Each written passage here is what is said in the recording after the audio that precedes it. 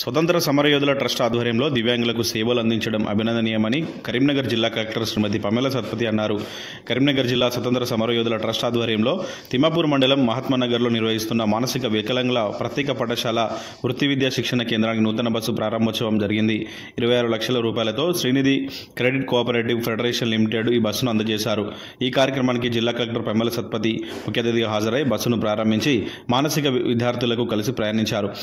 ఈ సందర్భంగా ఏర్పాటు చేసిన కార్యక్రమంలో ఆమె మాట్లాడుతూ మానసిక వికలాంగుల పాఠశాలను వృత్తి విద్యా కేంద్రాన్ని స్థాపించి ట్రస్ట్ సభ్యులు నిర్విరామంగా దశాబ్దాల పాటు సేవలు అందించడం అభినందనీయమని అన్నారు. దివ్యాంగుల మానసిక వికాసానికి కృషి చేస్తున్న ఉపాధ్యాయులు సిబ్బందిని కొనియాడారు.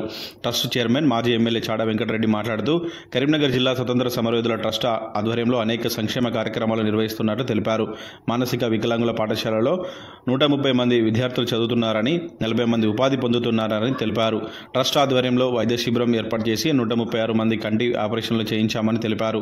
ఈ సందర్భంగా మానసిక వికలాంగుల పాఠశాల విద్యార్థుల నృత్య ప్రదర్శనలు ఆకట్టుకున్నాయి. ఈ కార్యక్రమంలో Srinidhi credit cooperative federation limited DGM CH Venkatareddy, board director Tirumala, trust వ్యవస్థాపకులు బి వెంకటయ్య, ట్రస్ట్ సభ్యులు, ప్రిన్సిపాల్ తదితరులు పాల్గొన్నారు.